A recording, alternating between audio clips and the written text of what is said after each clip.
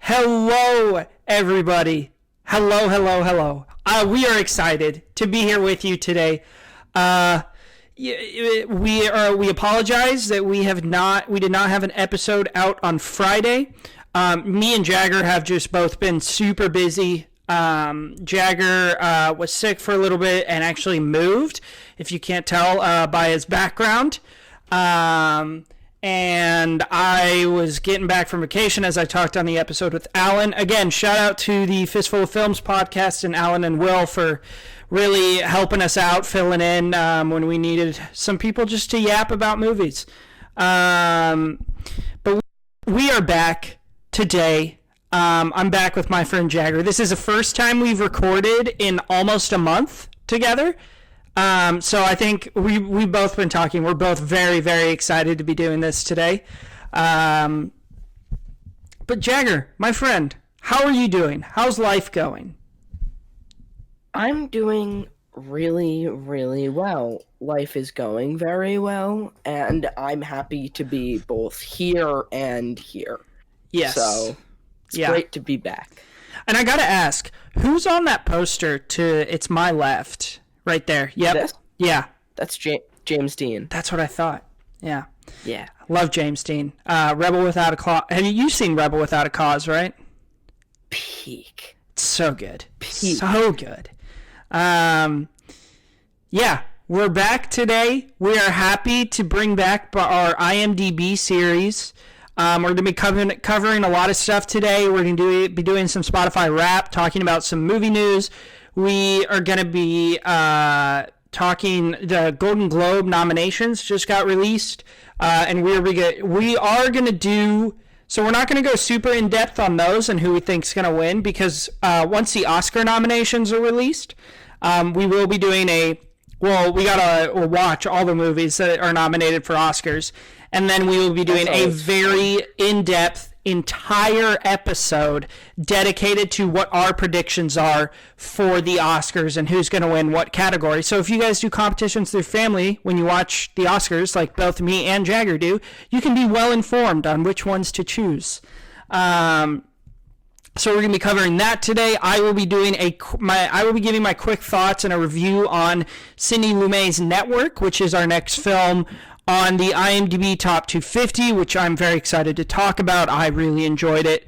And then we're going to talk about what we've been watching, because that's always our favorite part to talk about. Just talk about some of the films we've been watching. And we haven't talked about that in a while. And I feel like we've both been watching some pretty solid stuff. So let's just get right into it. Spotify Wrapped. It is December, which means we got our Spotify Wrapped this year. I'm going to take a wild guess, just way out of left field, who your number one artist was. The Talking Heads, maybe? I was in the top 0.1% of listeners this year. That's so funny. That's so funny. I respect it, though. That's a great band to be in the top listeners of. Yeah, I'm happy to be there. Yeah. And what was your number one song? I'm assuming it was from Stop Making Sense. No, wildly enough. What was it? My number one song of the year. And I'm going to cut out the actual number one, because the number one was the song I listened to while doing homework. Oh, okay. Yeah, fair. And, I mean, the second song I also probably have a lot of from doing, like, homework and relaxing. That's the Twin Peaks theme, instrumental. But then if you go down to the number 3, which is the first song that I actually, like, listened to, It is Life During Wartime. So. Oh, it's a banger. Yeah. Talking Heads, man. Ever since we did that episode with Jay. Oh, yeah, there it is. Ever since we did that episode with Jay, I've gone back a few times and just listened to Stop Making Sense while I've played Fortnite or something like that, you know? First of all, what a vibe. What a banger album. Sorry, my mom is saying goodbye to me. And what a banger album. And at first, Life During Wartime was my favorite. I want to give an honorable mention to Psycho Killer. That is a banger opening where he comes out with the boombox and he's like, "I'd like to play you a little something." But honestly, what's the one? Oh shit! Cross-eyed and painless. Oh, This Must Be the Place. Yes, what a banger, dude! It's so. Is that the one where he like dances with the lamp? Yes. Oh my god, dude! It's so good. It's Trey, so good. There's like an hour and 40-minute thing. It's Spike Lee directed, and they do like a 10-minute rendition of This Must Be the Place in American Utopia. It is beautiful. That sounds great. It is something else. You know, Great. And since watching that, I've been reading about David Byrne a little bit, just because I'm very interested in him. And Brian Eno, who he's a music producer, and he's the only reason U2 is actually good. God, I hate that band. There are a few bands I hate more than U2, because The Edge, first of all, let me start here. The Edge, their guitarist, he's reveled as like one of the greatest guitarists of all time. Oh my gosh, The Edge is not a good guitar player. He's good at making sounds with his guitar, but he's not a good guitar player. Like, if you take out all the effects and just break, like, he has this riff where in the song it's like wow wow wow wow wow wow, and it sounds really cool, but you just watch him play it, zero effects, it's just bum bum bum, and you're like, yeah, dude, that's impressive. It's not. Okay, but War is a good album. Can we agree on that? It's fine. It's fine. But Brian Eno tells this story where I think you've probably heard this too, Jagger, where he was with David Byrne and they got jumped by like 10 people, and they were dragging David Byrne into the bushes, and it was like straight out of like a comic strip. Brian Eno said David Byrne just went, "Oh no." And I thought that was the funniest thing I've ever seen. Just David Byrne getting dragged into bushes, just going, "Oh no!" I can believe that's so easy to imagine in my mind, and I have this image. Yeah. Oh. But yeah, so number one for me, what was weird is for my number one artist, I didn't have a single song from my number one artist in my top 5. But my number one artist, I was in the top 0.05% of Fish fans, who I've played you a little Fish. They're like a jam band, kind of like Grateful Dead, Allman Brothers vibes. They're my all-time favorite band. I listen to them every day, at least once. And the reason I don't really have any of their songs in my top 5 is because I like everything that they do. So they're the one artist that I'll just put on shuffle and just listen to for like 4 hours straight, just all the music. I don't really have like a specific song that I like listen to religiously. But like an artist who had 3 songs in my top 5, Noah Kahn, who I figured out earlier this year. He's like Hosier, I don't know how to say that guy's name, or like The Head and the Heart, or like that type of vibe, like folk acoustic pop music. Really emotional stuff. Basically, like this, your Spotify rap tells you like what your vibe was that year, and it was like mine basically said like, you were depressed as hell this year, and I was like, but I wasn't. I would just like listening to sad music. But yeah, that was my Spotify Wrapped. Who are some of your other top artists? Oh, my other top artists this year? Mm-hmm. Let me pull out the picture of it, because it was like Talking Heads, of course. I had some other ones. Hold on. Can I try to guess? Can I try to guess? Yeah. Go ahead, try and guess. Peter Frampton. Probably. Huey Lewis. Okay, wait. Where's the Once you pull it up, I want to try to guess these. Let's see how well I know you. Okay. So I'm going to cut out two of them. It's Angelo Badalamenti, who does the Twin Peaks music, and Dmitry Shostakovich, which is the guy who did the song that I do my homework to. Yeah. 3 artists. Talking Heads. Talking Heads at number 1. Huey is Huey Lewis up there? No, and neither is Frampton. 2 and 4. Shit. One of them's obvious as anything. I bet you could probably even find them in the background of this room somewhere, if I was to be honest with you. Wait, never mind. No, you cannot. Is it the Beatles? Is it the Beatles? No, it is not the Beatles. Oh, good. Hey, what's wrong with the Beatles? The Beatles aren't a good band. I love the Beatles.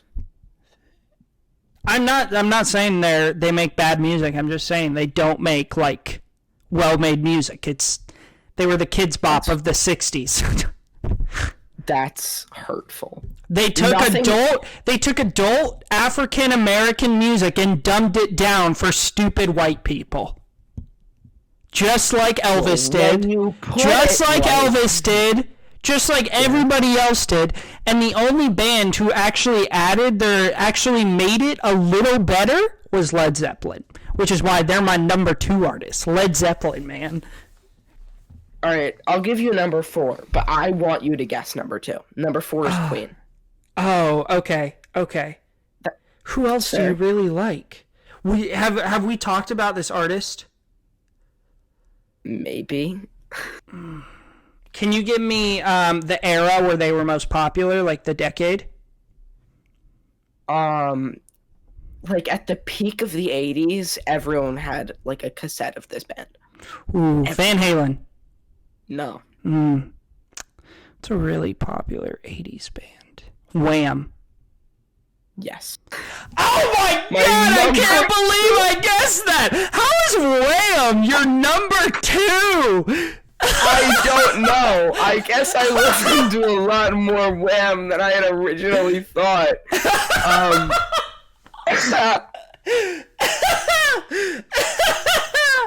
Oh, that's so funny that I guessed that.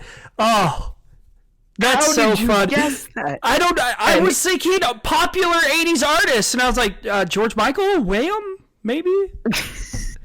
And if you go through your top songs 2023 playlist, the other band that had to be at like number 6, I've got an unbelievable amount of the Bee Gees on this playlist. Oh, really? I'm shocked how much Bee Gees. That's really funny.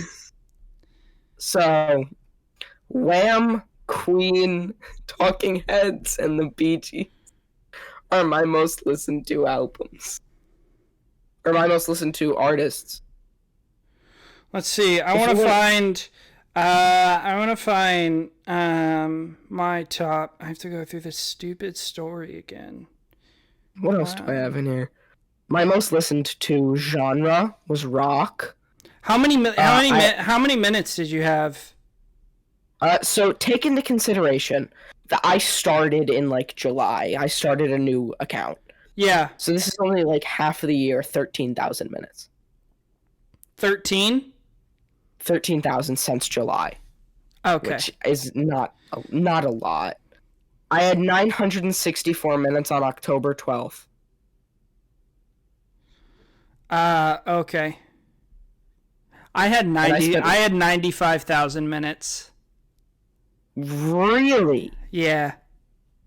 How many minutes are in a year? I don't know. They said that's 66 days straight. Well then that's not that bad. I have 1,500 minutes on the Talking Heads alone. Okay, here are my top artists. Fish, Zeppelin, Mac Miller, Noah Kahan, and the Black Keys. Look at that Wham chart. That's crazy. Yeah. Yeah, so that's our Spotify Wrapped. Comment down below who your top artist was, comment down below how wild it is for Wham to be Jagger's #2 artist of the year. Oh, can I quickly throw this in? I listen to the podcast a lot. I listen to every episode, and it says I'm a top 7%. So thank you to the people that listen to the podcast more than me. 7% of people listen to the podcast more than me, so thank you. That's wild. That's insane. We got some diehards out there. We thank you. Hell yeah, man. Okay. Let's get into our movie news. I'm gonna get the sad stuff out of the way right away. Unfortunately, on December 11th, Jagger, are you a Brooklyn Nine-Nine fan at all? I haven't seen it, so I can't really say. Well, I recommend you watch it. First of all, it's peak comedy. But unfortunately, on December 11th, we lost Andre Braugher, who is most well known for portraying Captain Raymond Holt for 8 seasons on Brooklyn Nine-Nine. Excellent actor, excellent character. He was just the best. So all of our thoughts go out to his family. Just really sucks. Some other movie news. Sean Gunn has been cast in James Gunn's new DCEU, who James Gunn casts him in like every movie, which I love. He's been cast as Maxwell Lord, who's the villain from Wonder Woman 1984. I don't know if you ever saw that, Jagger. I did see 84. It was real shit.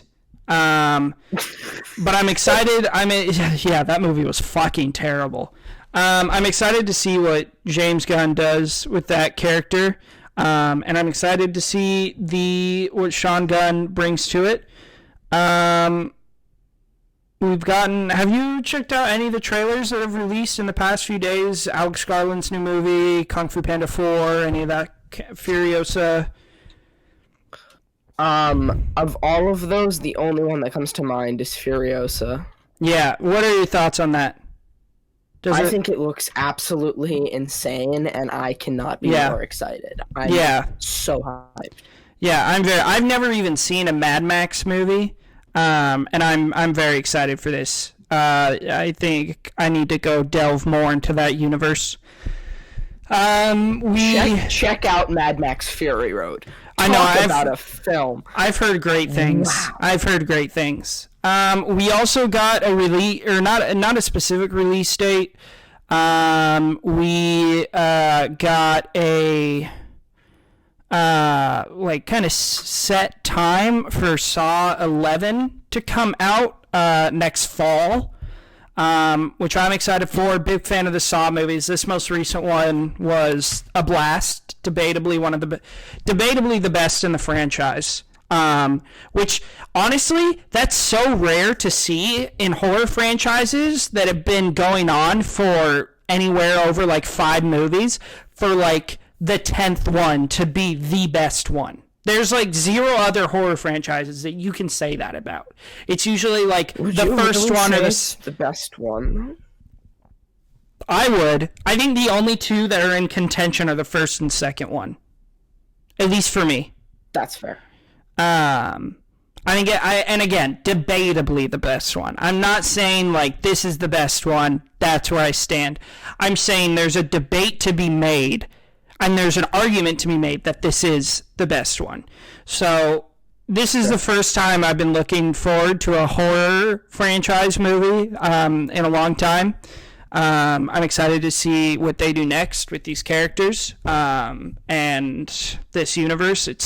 I hope it's something like this one. It doesn't have to completely live up to it, but if it's like 75%, 80% of what this one was, it's still going to be a solid 3.5. Which is what I want out of a Saw film. It doesn't have to be amazing, but just throw some cool traps in there, throw a lot of gore. That's all you really need. You don't need a super complicated plot line. You don't need amazing character development. That's not what I'm going to see these movies for. So I'm excited for that. We got a lot of great movies coming out this month because it is I feel all of like the movies that are going to be going for awards come out in December. So they're fresh in the mind of like the people who are doing the Oscars and the Golden Globes. So we got like Iron Claw coming out this month. We just had May December come out, which Jagger will talk about in a few minutes. We have The Holdovers is still out right now. We have what else? Anatomy of the Fall coming out this month. We have Godzilla -1 is out, which I really need to go see. I have tickets for after this weekend. I cannot wait. I know. I need to go see it after seeing reviews. We just got a lot of good stuff coming out this month, so go to the movies with your family. Go spend some quality time with your family. Go see Godzilla. Go see Anatomy of the Fall. Go see Iron Claw. There's a lot of great stuff coming out this weekend, this month. But our main source of movie news, Jagger, as I said, we are going to do a more in-depth episode when the Oscar ballots release. But today we're just going to give our quick thoughts on the main categories. So like the Best Picture, Best Actress, Best Supporting Actress, all that good stuff, Best Director, because the Golden Globes nominations were just released. I don't know why I yelled that. The Golden Globes! Oh my God! Those were just released.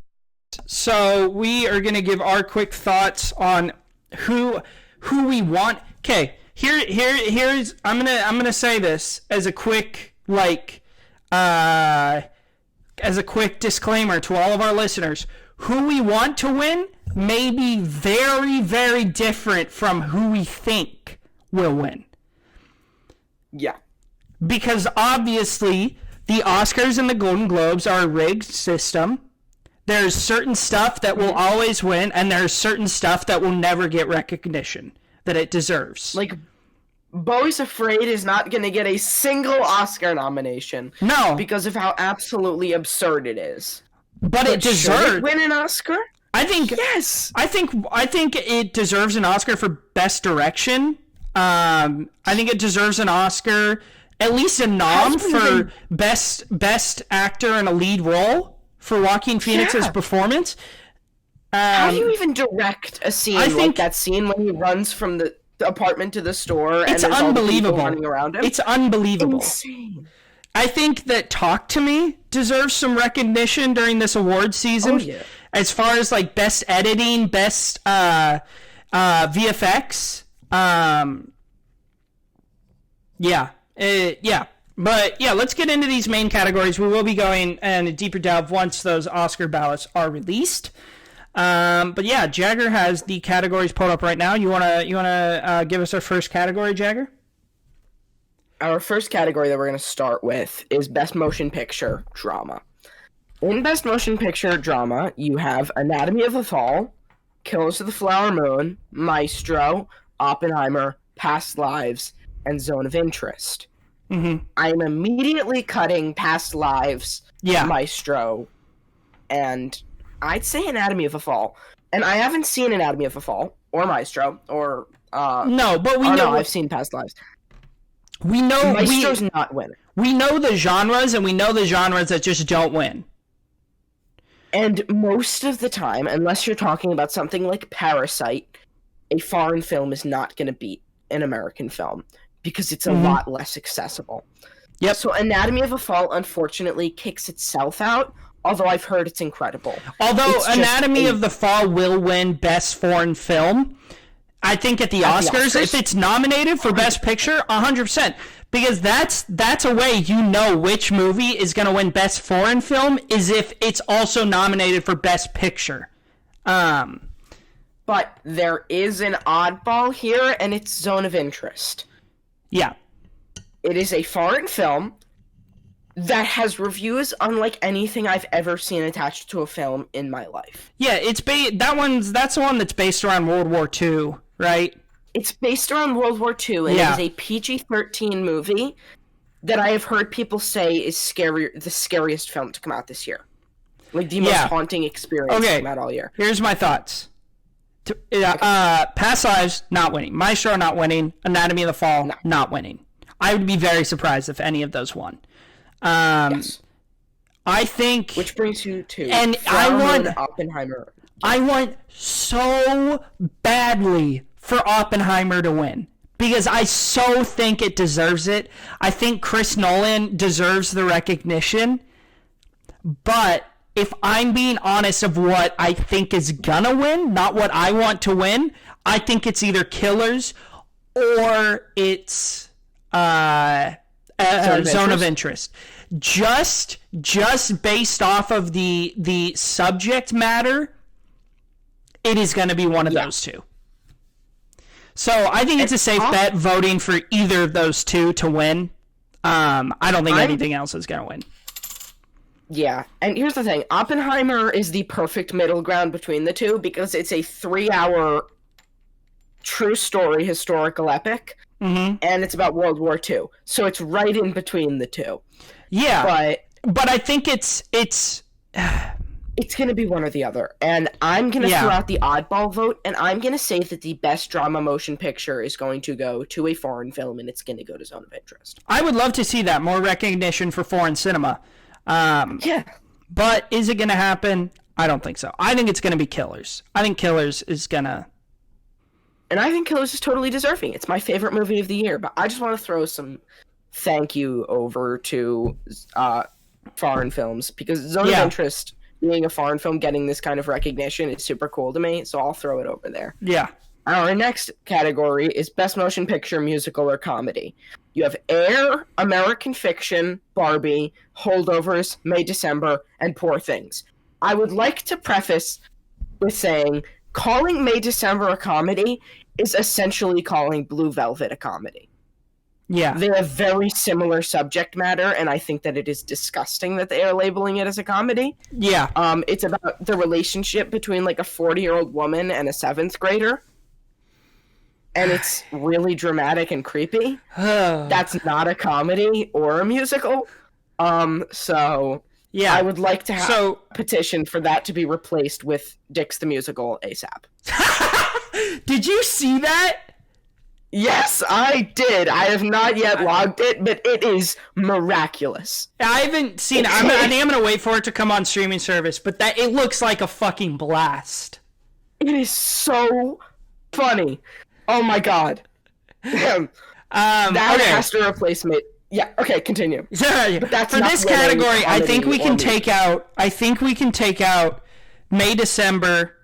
What were the other ones? There was a few. Air, American Fiction, Barbie, Holdovers, and Poor Things. I say we cut out May, December, and Air, and everything else has a chance. I don't think American Fiction has a chance. Really? I don't. When it's in a category with Barbie, Poor Things, and what was the third one you said? The Holdovers. The Holdovers, right? So think about the cultural impact and the reviews of those three films right there. Poor Things, Yorgos Lanthimos. I think I think that movie is a lock for some awards. Barbie, that is what I want to win this award because I think it deserves it. I think that's a masterpiece of cinema. And I think Greta Gerwig really outdid herself with that one. I would love to see that one win. And then Holdovers. Again, I have yet to see it. But again, seeing a movie like that, seeing my boy Paul Giamatti getting some recognition, I would love to see win as well. So I think it's going to be either three of those. I would like to see it be Barbie, but I do think it is going to be Poor Things. Yeah, I love The Holdovers. It is the quickest almost 2.5 hours you will have in your life. It is a hysterical film. It's heartbreaking. But to say it's not going to Poor Things, you must be out of your mind. Poor Yeah. Things is going to win everything. It is Yeah. going to Yep. maybe sweep. So there you go. It's going to Poor Things. Yeah. Now, this next one, we don't even have to read all of the people. Best performance by a female actress in a motion picture drama. Emma Stone. Annette Bening. Oh, no. Never Lily mind. Gladstone. Sandra Huller. Wait, give the movies Brenna again. Lee, Annette Bening for Naiad, which I've never heard of before. Oh, that was for the one about the lady who swam across the Atlantic. It's on Netflix. That's not gonna win. We'll probably have to watch that for our Oscars episode. I'm looking. It's on my watch list. It kind of piqued my interest when I saw it. Then Lily Gladstone for Killers of the Flower Moon. Who's going to win? I'll just say that now. It's Lily Gladstone. She's going to win. If Lily Gladstone doesn't win, I'm quitting the podcast. I'm never watching a movie again if she doesn't win. Then you have Sandra Huller, Anatomy of a Fall, Greta Lee, Past Lives, Carey Mulligan, Maestro, and Kaylee Spaney for Priscilla. Why she's even nominated? I loved Priscilla, but that... Seriously? Of all the movies that came out this year? I don't know. I'm sorry to Jeremiah Battle exclusively. Past Lives is not winning anything this award season. No. Except for maybe screenplay, but then again, you have, like, some other beasts this year. It's not going to win. Yeah. Then best performance by a female actor in a motion picture, musical, or comedy. Fantasia Barrino for The Color Purple. Jennifer Lawrence for No Hard Feelings. Natalie Portman for May December. Alma Poisty, I butchered that, I'm sorry, for Fallen Leaves. Margot Robbie for Barbie, and Emma Stone for Poor Things. This is going to Emma Stone. Emma Stone. Yeah. I would love to see... I don't... Who was the second one after you said after Jennifer Lawrence? It was a girl for The Color Purple. Fantasia Barrino? Yeah, that's so dumb. I can't believe they remade that. It's so stupid. But yeah, it's gonna be Emma Stone. Yeah, it's gonna be Emma Stone. Margot Robbie, like, congrats to you. I would love to see her win, but it's gonna be Emma Stone. Yeah, it's gonna be Emma Stone. It's definitely not Jennifer Lawrence for No Hard Feelings. Why that's even nominated is beyond me. That's wild. And again, for the love of God, can we get May December into the drama category? Like, who messed up? Like, someone made a mistake. Male actor in a motion picture drama. Bradley Cooper, Leo DiCaprio, Bradley Cooper for Maestro, DiCaprio for Killers. Flower Moon, Coleman Domingo for Rustin, Barry Keoghan for Saltburn, Cillian Murphy for Oppenheimer, and Andrew Scott for All of Us Strangers. All of Us Strangers has gotten no buzz for anything. Here are my top three. I think these are safe choices. Barry Keoghan for Saltburn. Really just because I want to see him win. I love Barry Keoghan. That's fair.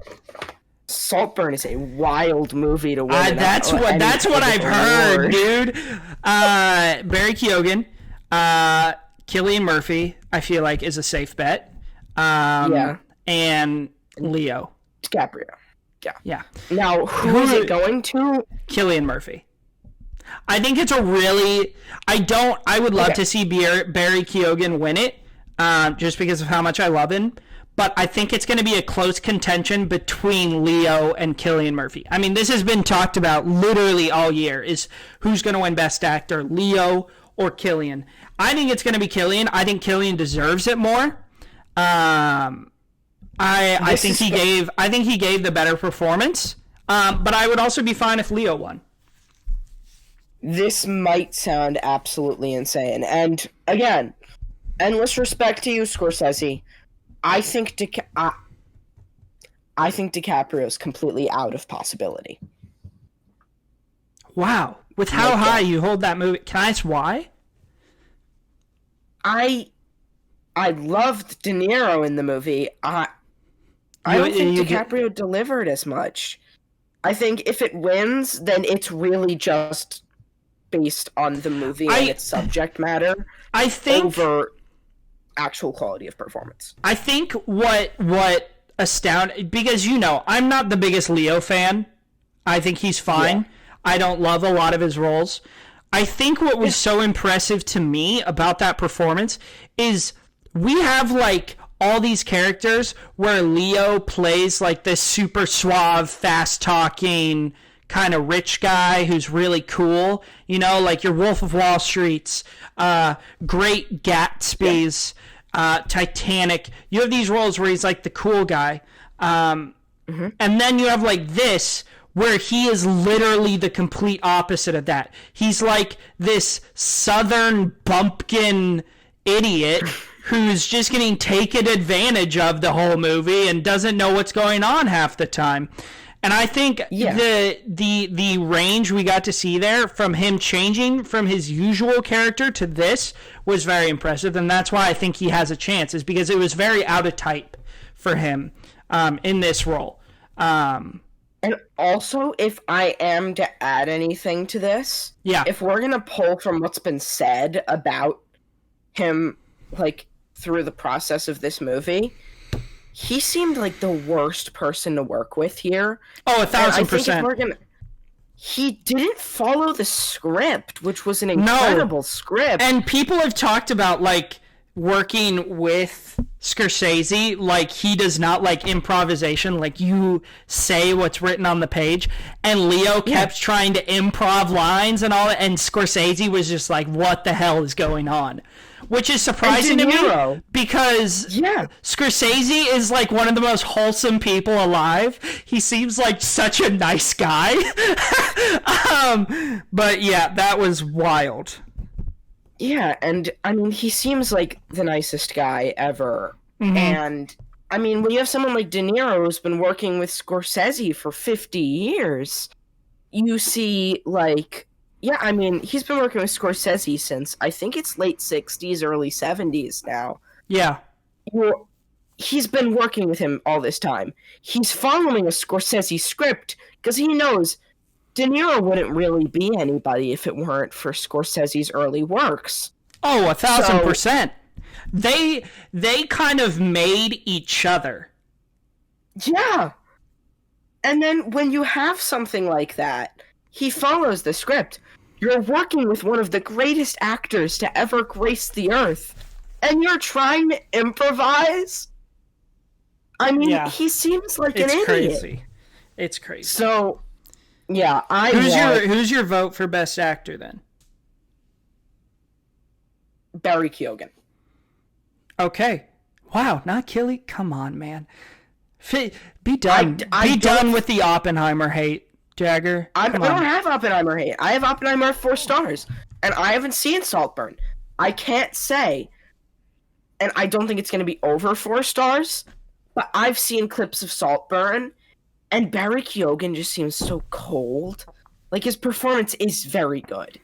So I'm just going to throw it out there. It's just to throw in some wild card votes, Yeah. Yeah, I get that. Then best performance in male actor, musical, or comedy. This is where all of my real hope comes in. Nicolas Cage for Dream Scenario. Yes! Give the man the Golden Globe and the Oscar he deserves. What a career! Is Nicolas...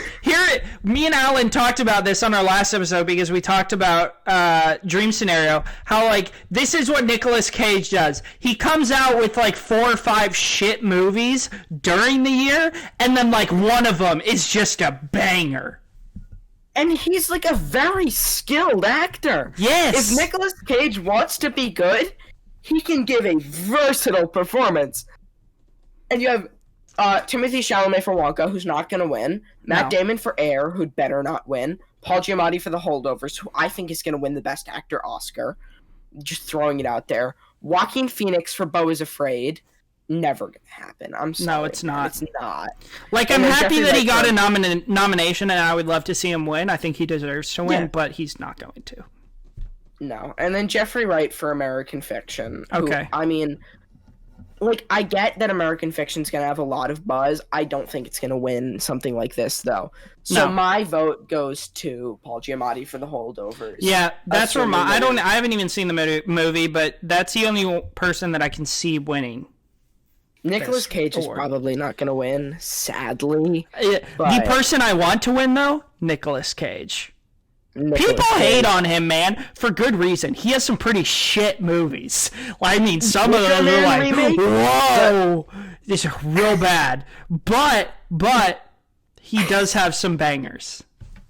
That Not the Bees scene is the greatest. That's pure cinema. Which one? The thing where he's screaming "Not the bees" while they're releasing a beehive on him. Oh yeah.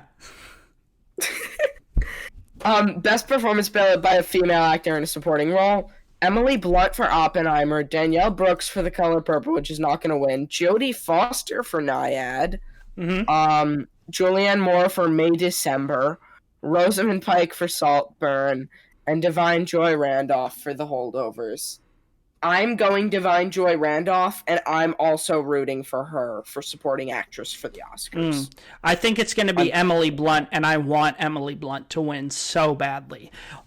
Only for one scene. That rant. Where she's getting interviewed during the hearing, and she just cooks, man. Oh my god, that scene is so good. You're just like, oh shit, get cooked, bro. Oh my god, dude, that scene. She went off. And now we're getting to the exciting stuff, because now we're getting towards best director, best screenplay, best score, which we know it now, but we'll continue. Performance by a male actor in a supporting role: Willem Dafoe for Poor Things, Mark Ruffalo for Poor Things, Robert De Niro for Killers of the Flower Moon, Robert Downey Jr. for Oppenheimer, Ryan Gosling for Barbie, and Charles Melton for May December. I think it's going to be RDJ. I think it could very well be RDJ. It could very well be RDN. But my vote, and I'm throwing it out there now, Willem Dafoe. Yeah, we would love to see our boy. The man can act. We would love to see our boy Willem get an Oscar. Yeah. Love him. I am so disappointed that he did not get nominated for Best Actor for that movie Inside, where he gave debatably the best one-man performance I've ever seen in a movie. Yeah, I still need to check that one out. Insane. Yeah. But if it didn't get nominated, I still want him to win an Oscar this year. So I'm throwing it over to Poor Things for the Golden Globe. Yeah. Okay, so we're going to go more in depth into the categories once the Oscar ballot comes out. We just wanted to give our thoughts on those today. But yeah, we're going to do an entire episode dedicated to every single category at the Oscars. Maybe do we have to do like documentary short and animated short? I don't know where to find those anywhere. YouTube. Oh, they're like all on YouTube. If you want to see a short film, it's probably on YouTube. That's fair. Yeah. So our IMDb film today, I don't know what number it is. I don't know. What was our last one? I'm scrolling down, trying to act like I'm thinking. Definitely was not Human Centipede, the first sequence. I'm looking at our IMDb list right now. What is our last one? Our last one was Stand By Me. Holy cow, that was so long ago. So this is number 222. Jagger unfortunately was not able to find the time to watch this one this week, so it will just be me reviewing it. This film is Network. Came out, released in 1976, directed by Sidney Lumet, who you guys may also know as the director for Dog Day Afternoon, Serpico, 12 Angry Men, Before the Devil Knows You're Dead. Just an outstanding director. When veteran anchorman Howard Beale is forced to retire his 25-year post because of his age, he announces to viewers that he will kill himself during his farewell broadcast. Network executives rethink their decision when his fanatical tirade results in a spike in ratings. This stars Peter Finch, one of my favorite actresses, Faye Dunaway, William Holden, and Robert Duvall, a very young Robert Duvall. So there is not only this movie came out in 1976. That's a very long time ago. So a lot of films from a long time ago, the themes that are presented and the ideas are don't seem as relevant in our today's world. But this one is definitely very relevant. There's a lot of themes in here of how the media is like the news, and the media is controlled by whoever owns it. How they'll show certain stuff and won't show certain stuff. I mean, there's a whole spoilers warning, by the way. Skip ahead like 4 or 5 minutes. There's a whole dialogue at the end, and the gentleman, I believe it's Peter Finch's character. No, William Holden's character, Max Schumacher, is talking to Faye Dunaway. They had like an affair, and they were like have this huge argument, and he talks about she's like the network executive, and he talks about how like massacre, murder, homicide, violence, suffering, all this will never be anything but ratings to you.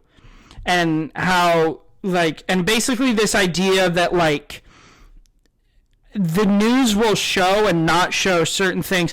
And it gave me a lot of vibes of Nightcrawler, which, Jagger, I don't know if you've seen. No. Oh my god, dude. Oh my god. You need to like get on that like now. That movie's amazing.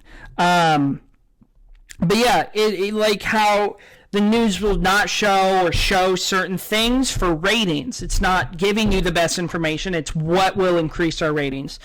And that was basically this movie. I thought this was an excellent film. Some really, really engaging performances.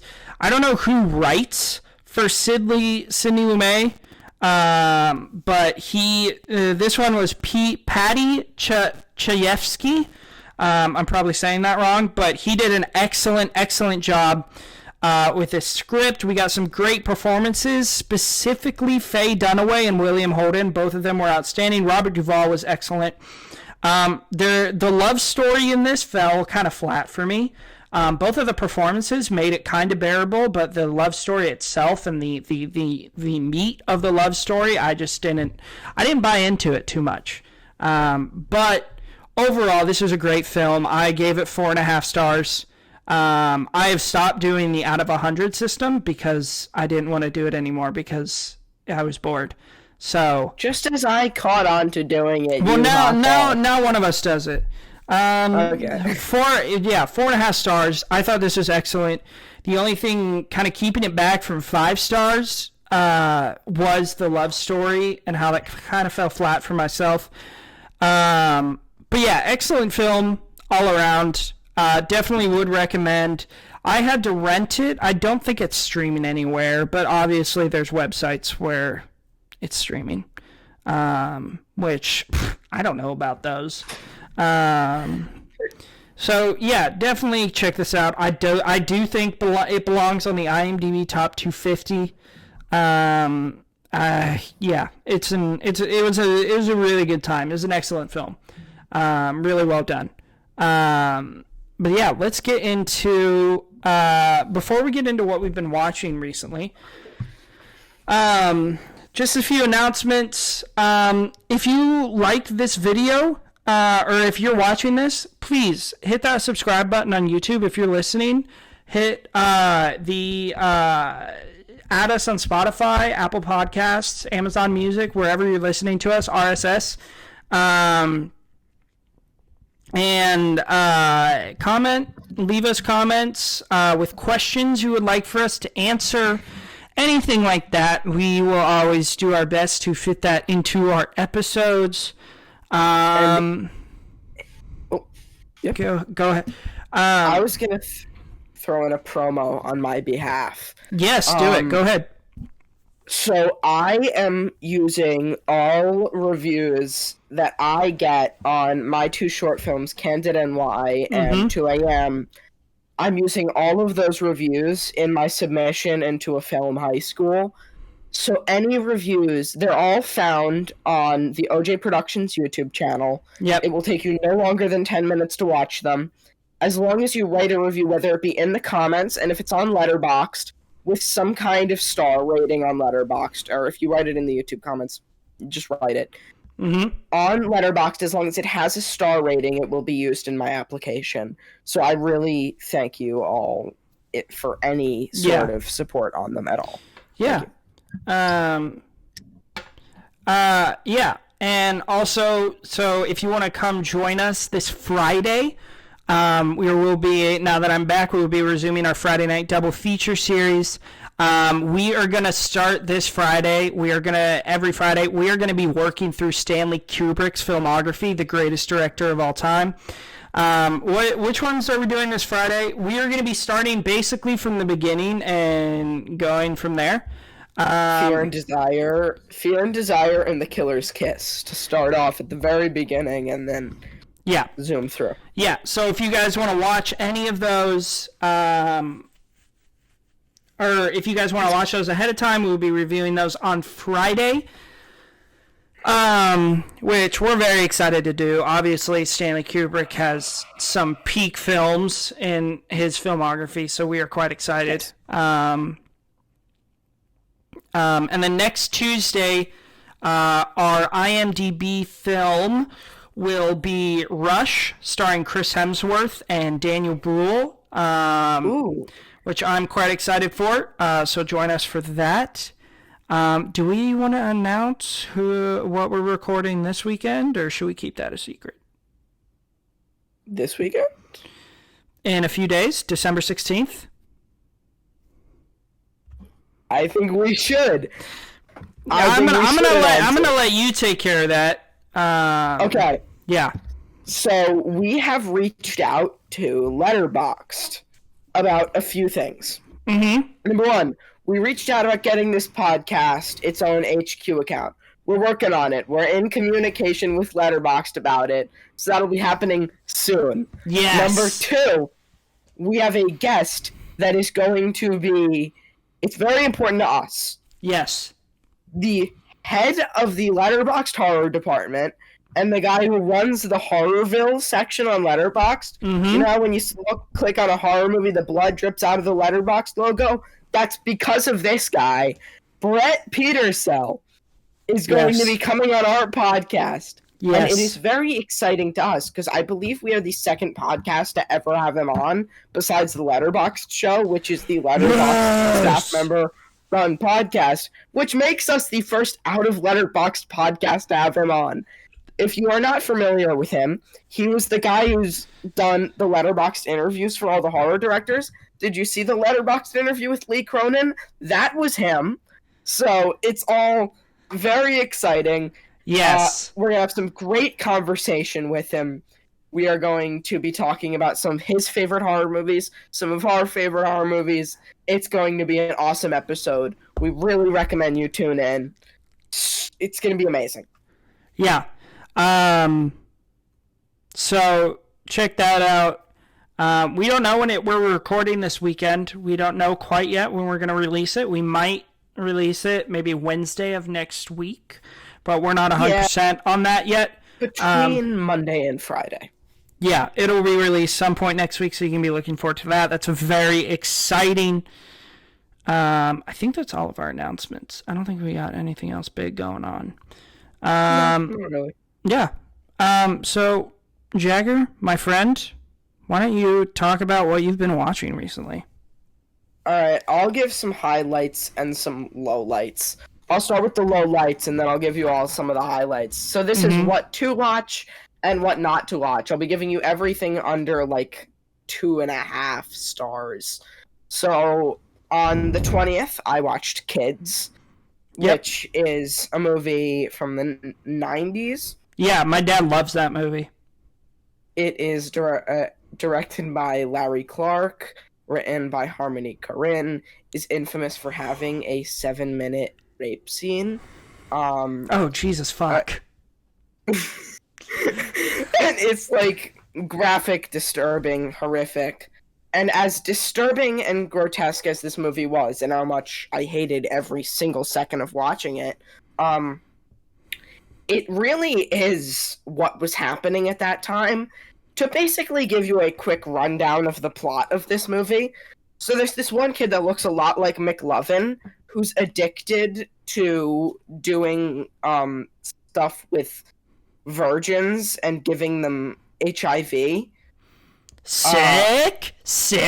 And then he doesn't really know he's giving them HIV until someone sort of meets up with him and says, "Hey, I have HIV and I'm gonna die." And he goes, "Oh, nice." And then when she falls asleep, he rapes her. That's the plot of the movie. It's like 80 minutes long, and that's it. That's the whole movie. Nice. It sounds like a fun watch.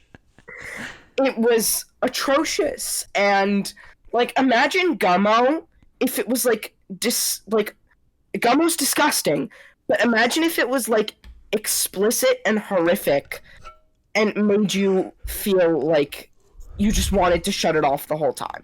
Yeah. That's all it was, and I didn't like it. I didn't enjoy it. I gave it 1.5 stars, and I know people that have it at 5 stars. I don't understand.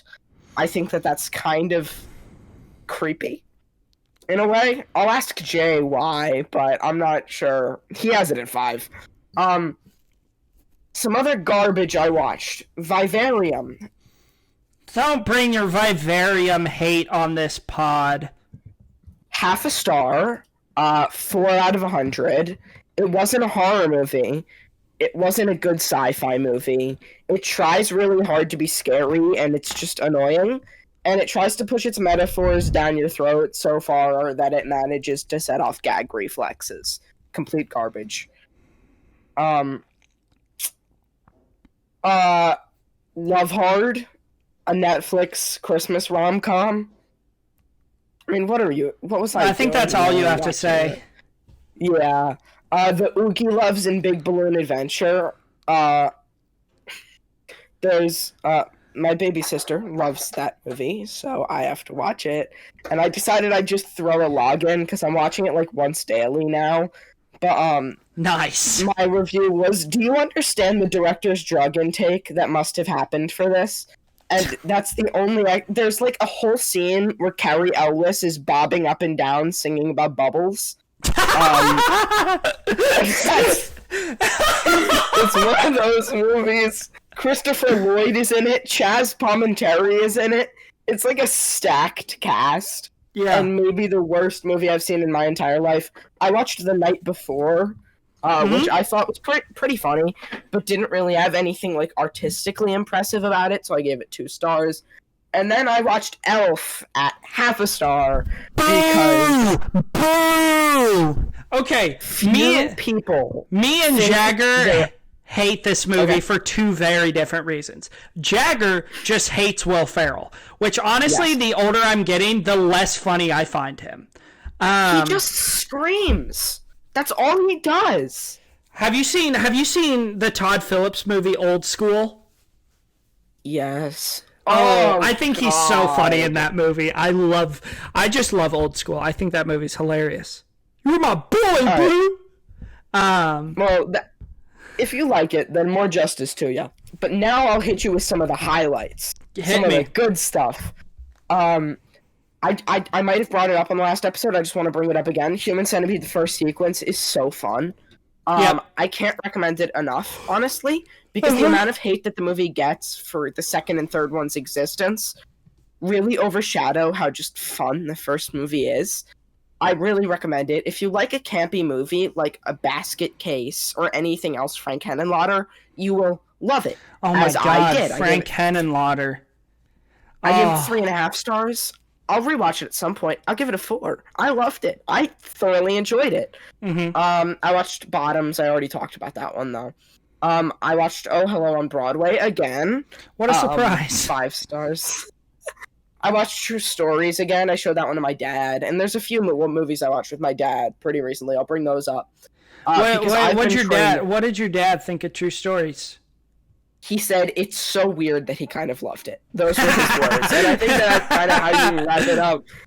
And I've been sort of trying to drag him into my film world, like the movies I like. So I'll bring up a few more of those. I watched Cape Fear per his request, and I gave it 4.5 stars. Yes, underrated Scorsese banger. I want more of Robert De Niro as a psychotic villain. Oh my God, he is so good in that movie. Oh my God, that movie could have gone on another 2 hours. I would have watched every second of it. I know. Me and my dad watched that, and neither of us went in knowing what to expect. And when we got done, we were like, "Holy shit, that was amazing!" It was so good. Also, everyone, my dad's letterboxed, Mr. Joshua with 3 A's at the end of it. He's been like trying to review some movies recently. He's been throwing up some reviews, some like ratings, some star ratings. Is he following you? Yes, he is. Okay, I'm gonna go find him. Keep going. Then I watched Heavy Metal, which is so amazing. It's a product of its time. Is it the most nudity to ever be featured in an animated movie ever? 100%. But is it the most metal movie ever? Oh, absolutely. It's like it reeks of Jack Black. Then I watched the Bob Saget tribute.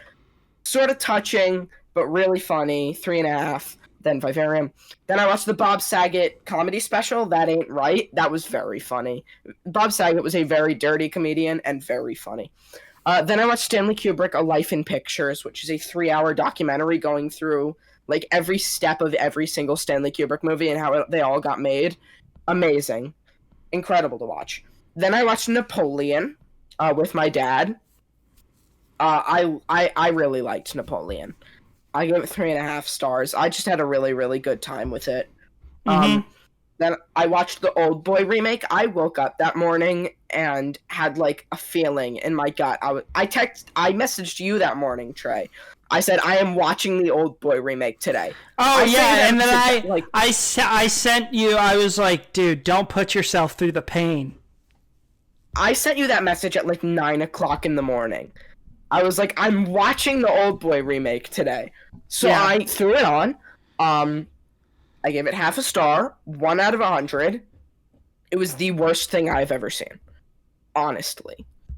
Then I watched Chungking Express for the first time. At this point, Chungking Express is my number 4 of all time. We will continue on with the progress of Chungking Express as we go.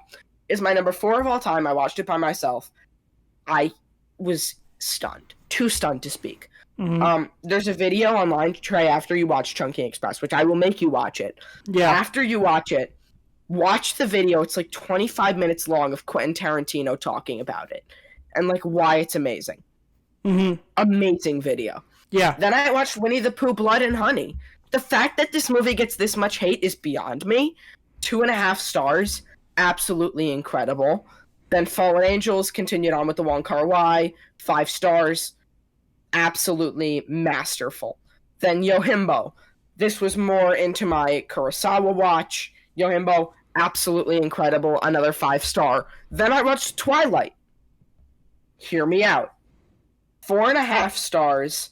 Very few movies are as fun of an experience as Twilight. That's a valid take. I don't know why. You're probably going to get hate for that, but for me, that's a valid take. It's a fucking blast. Then I finished off November with one more viewing of Stop Making Sense. And it's been a little bit since I watched Stop Making Sense. It's been like 2 weeks. Then I watched Home Alone 2 to start off December, because that is one of my favorite Christmas movies. 5 stars. Then The Holdovers, 5. Eyes Wide Shut, the best Christmas movie, 5 stars. We'll bring that back up on our Christmas episode. The Holdovers, 5 stars. Then I got pneumonia, and I was feeling really sick, and had nothing better to do. I watched Chungking Express once, and then I watched it again. Back to back. As soon as the credits rolled, I put it back on. And in my 2 viewings of Chungking Express, it is now at my number 2 at this point. Then I watched The Holdovers again because I wanted to show it to my mom, and she loved it. I think that's just a movie everyone will love when they watch. Mm-hmm. Then I watched Blade Runner 2049, 3 stars. Home Alone, 4.5. Or let me go back to Blade Runner 2049. There is no movie with that, like, most god-awful plot. And I haven't seen the first one, so maybe I'll have to watch the first one, then go back. I didn't want to follow it. I just hated it. That's my opinion, though. Home Alone, 4.5. Kiss End of the Road. This is their final show ever, and as a huge Kiss fan, I got emotional, you know. Yeah. 4.5 stars for the end of Kiss. Oh wait, did you find my dad's Letterboxd? I did. Yeah, I'm following him now. Nice. Then Candid NY, everyone please go watch it on the OJ Productions YouTube channel, linked in my link tree.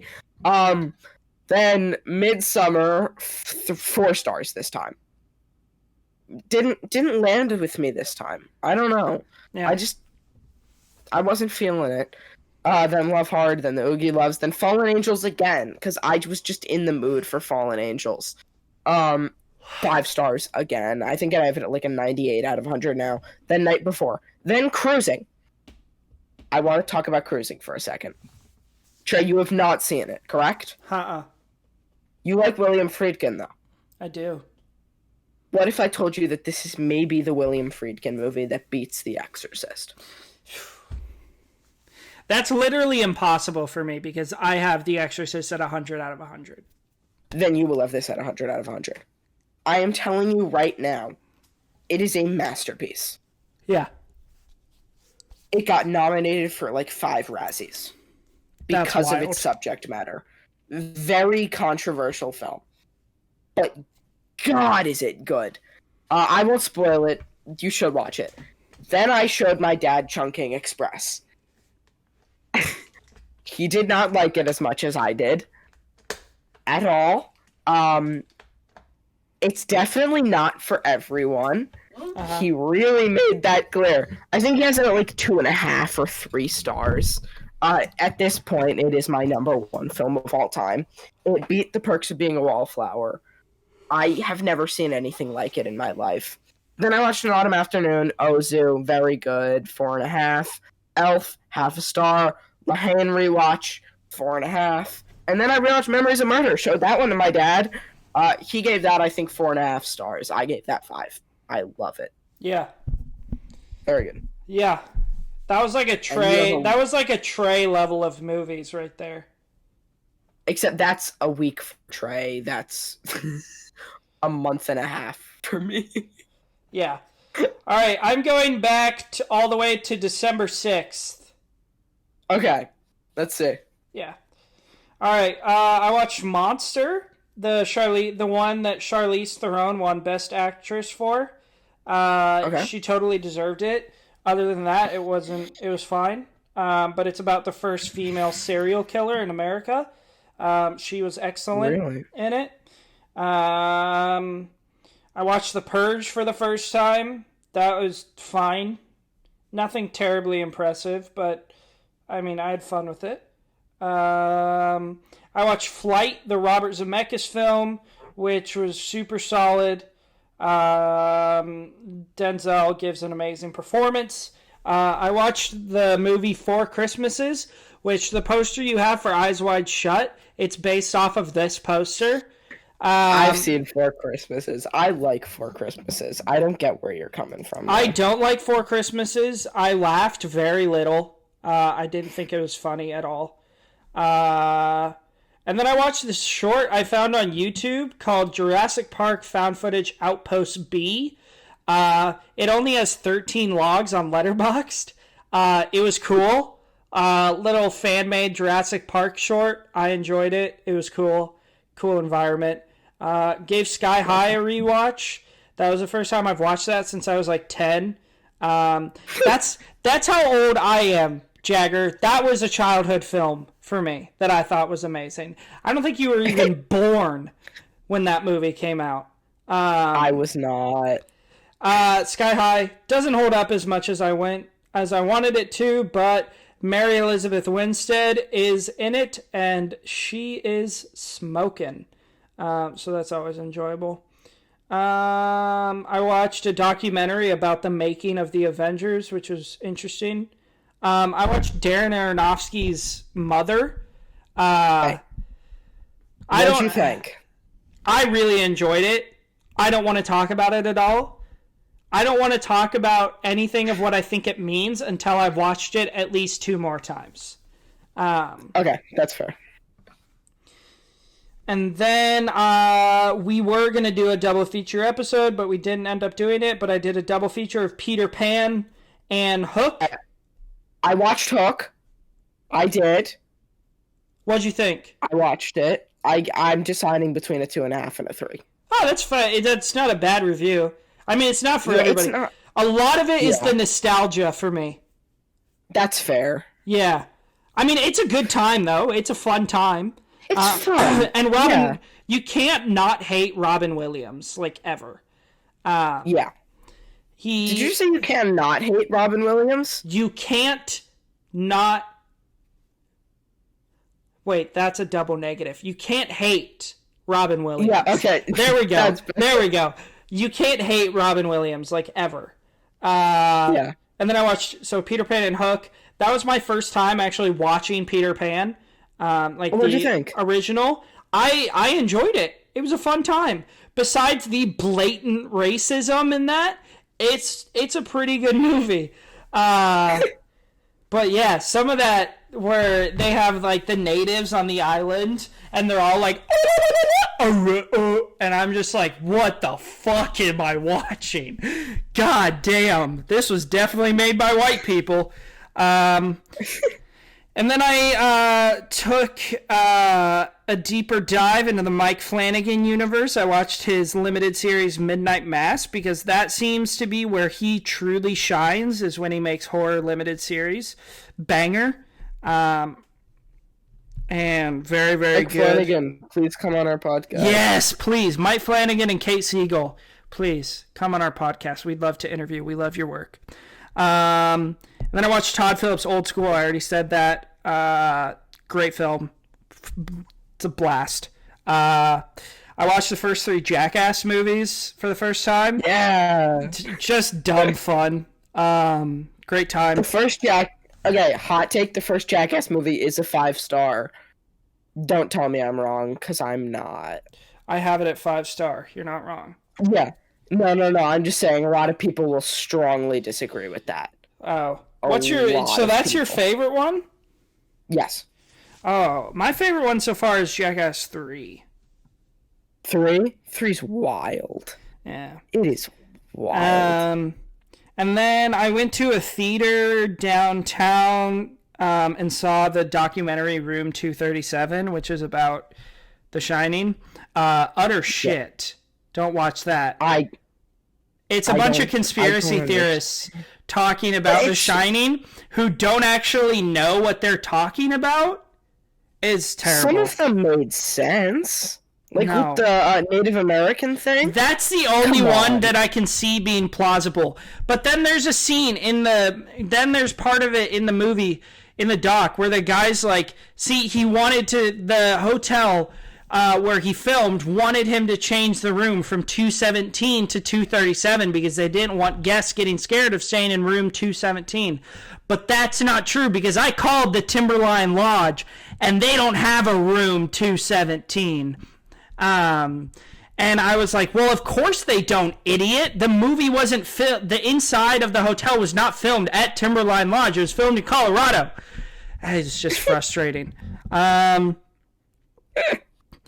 then I rewatched Our Friend, which has Dakota Johnson, Jason Segel, and Casey Affleck. It's an excellent film. really, really like tugs at the heartstrings, but I thoroughly enjoy it. Great performances all around. Would recommend. I watched. Well, you watched Infernal. Can I quickly skip one thing? You watched Infernal Cauldron. Yeah, That dude. was a straight banger. Yeah, and the Four Troublesome Heads. Ah, there was heat. I just tried to put myself in like in 1898 going to see the Four Troublesome Heads and just walking out just like, what the fuck was that? How did he do that? Because if you watch it now, it's pretty obvious how he does it. But back then, you're like, what the fuck? Gunch has a review, and it says, if I was sent back to 1903, I'd play the Infernal Cauldron for all my homies. And that is the funniest. Is that Gunch's? Yeah. Yeah, they're awesome. It's awesome to see where cinema has come from. Okay, go back to the Santa Claus now. Yeah, I watched the Santa Claus. That trilogy, the Santa Claus 2, and Santa Claus 3, the Escape Clause, those are some of my favorite Christmas movies. I love Tim Allen in that role. I think they're a blast. I just love Tim Allen in general. I watched Rounders for the first time. Great I love poker movies and gambling movies, so if you like that kind of thing, go check out Rounders with Edward Norton and Matt Damon. Really good. John Malkovich as well. I watched the new Please Don't Destroy movie that's on Peacock right now. Absolute blast. 5 stars. So fun. I could not stop laughing and giggling. I watched... See, I've heard some people call it awful, and some people call it great. Well, So, if you I'll like, watch it. those guys have a very certain type of comedy they do on SNL. So if you like it, if you like their sketches and you think they're funny, you will enjoy it. But if you don't think they're funny, then don't watch it, because it's basically a 92-minute Please Don't Destroy sketch. I think you will enjoy it. Cameron Kozak, please come on our podcast. I love Cameron Kozak. Made a review, 0.5 star, and it says, makes sense that this was written by SNL writers that also star those SNL writers. That's wild. Whatever that means. Yeah. I don't know. I don't really I understand. watched We Need to Talk About Kevin, which, I mean, Jesus fuck. Talk about a heavy watch, man. Holy hell. What's it about?